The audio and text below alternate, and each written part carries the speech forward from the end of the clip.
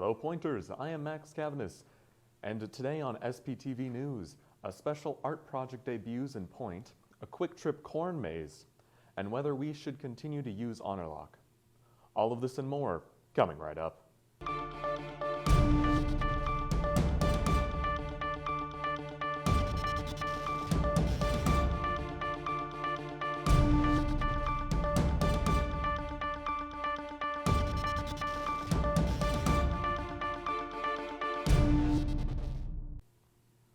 Some Stevens Point artists got their work put on a very unique canvas.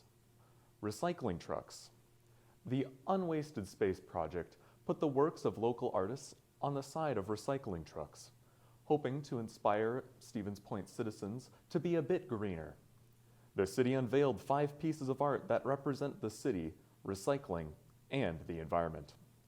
One of the artists, Zachary Sukanek, is only 12 years old and was inspired by his morning hunting with his dog. The artwork should remain on these trucks for many years to come. As Hurricane Lane poses a threat to many people in Florida, Wisconsin resources are stepping up to help relief efforts. Generic Power Systems may be headquartered in Wisconsin, but their relief team is preparing generators to send to Miami. Additionally, volunteers from the Red Cross have started making their way to potential areas of need.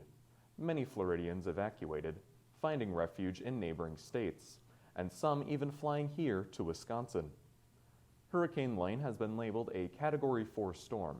It will likely devastate many areas in Florida, but hopefully the volunteers and generators provide support for those afflicted. The man accused of killing 6 people during the Waukesha Christmas parade, Daryl Brooks, now insists on representing himself in his upcoming trial. The case was supposed to begin on Monday, but may be delayed. Brooks underwent questioning from the judge to determine if he was capable of defending himself. Waukesha County Circuit Judge Jennifer Dorough told Brooks she would delay the trial if he chose to represent himself. Brooks told Dorough that he wants to self-represent because his previous attorney hasn't explained the nature and cause of the charges. He did not explain what that meant. He originally pled not guilty by insanity, but that has been withdrawn as he pursues the case himself. At the time, it is believed the case will move forward on Monday as intended. The UWSP Native American Center is hosting Every Child Matters on September 30th, an event looking to shed light on the abuse and neglect that occurred and still occurs in boarding schools across the U.S. and Canada. The event is designed to remember and honor Native American children that were taken from their families and forced to enter these often Christian boarding schools. The event will start at 4:30 in front of Old Main, with special guests performing on drums, dancing, and speaking about the event and what it stands for. The walk will start at Old Main and end at Ancestor Buried Below Us site near Main Street. That's all I have for you right now. I'll send it over to Brenton Kniess for SPTV Entertainment.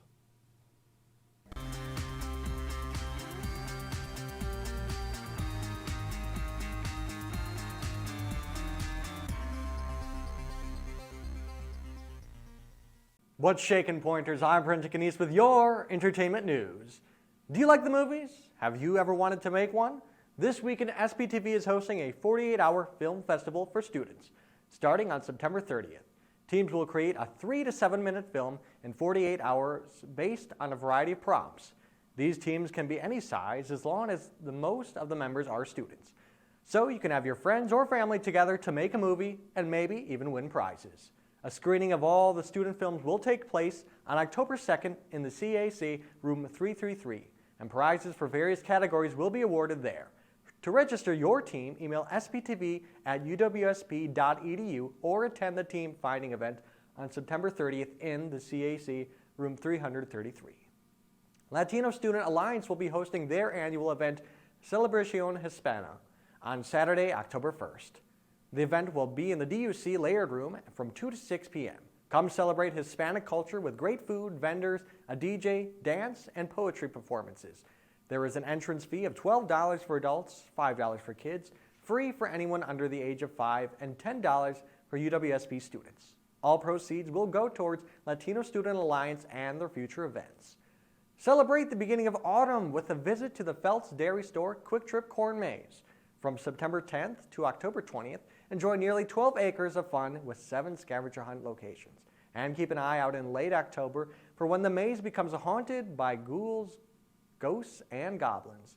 The corn maze will open on Mondays through Fridays from 10 a.m. to 5 p.m., Saturdays from 10 a.m. to 3 p.m., and Sundays from 10 a.m. to 2 p.m. Tickets are $8 for anyone 13 and up, $5 for children between 4 and 12, and free for anyone 3 and under, and can be purchased at phelpsdairystore.com.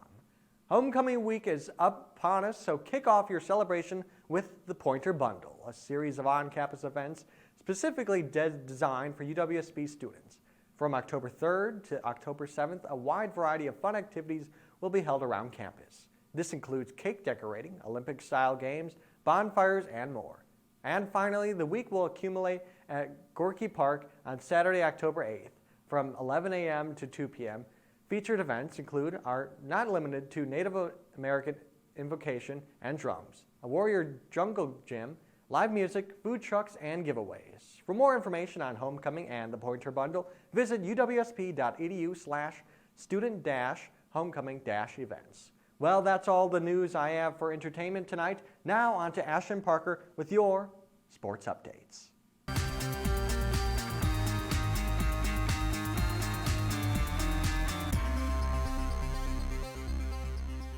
How's it going, Pointers? Ashton Parker here with all your SPTV sports updates. The Pointers football team was idle last week, enjoying a nice bye week after a hard-fought victory in this year's Pink game against Simpson College. Now the Pointers will take on their toughest task of the season as they take on the highest-scoring offense in the WIAC in the UW River Falls Falcons. After obliterating Elmhurst 63-0, River Falls suffered a heartbreaking loss at the hands of the number 2 ranked team in the country, St. John's, Minnesota.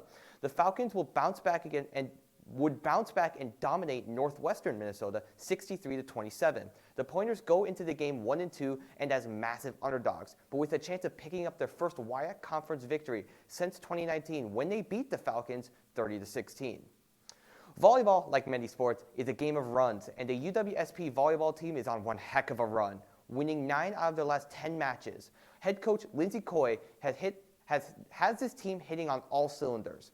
Their next big test is on Friday, September 30th, when they take on UW Oshkosh on Purple Night.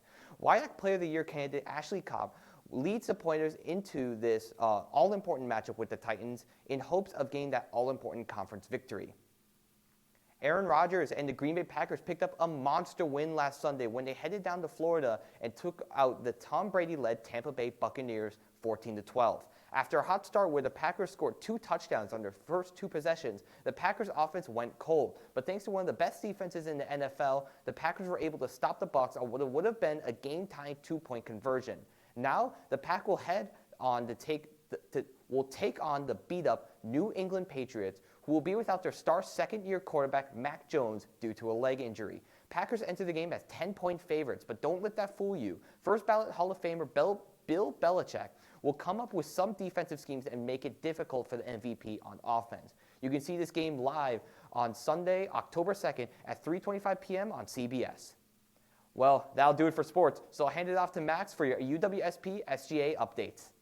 In student government news, after many conversations with students, SGA is asking Common Council to take action on the use of Honorlocke. Honorlocke is an anti-cheating software popularized during the pandemic. It ensures the user does not switch tabs during tests. However, it also presents a violation of student rights. The software often asks students to allow the camera to scan the room, which could be perceived as a violation of the Fourth Amendment. It generally presents an issue of privacy, and any leaking or selling of the information it collects would grossly violate student rights. For those in student organizations, keep an eye on your inbox. Treasuring training is right around the corner, and attendance is necessary for anyone wanting a budget next year. October 10th and 11th at 4, there is an in-person training in the DUC Theater. That following Friday, there is a Zoom option at 1. If none of these times work for you, contact the SGA Budget Director as soon as possible. If joining the Student Government Association interests you, contact Speaker of the Senate for more information on how to become a senator. To learn more about SGA, watch SGA News on SPTV or read more at The Pointer. You can also tune into the radio show On the Agenda with 90 FM, Mondays at 6. That's all we have for tonight's news. As always, stay safe and have a good night.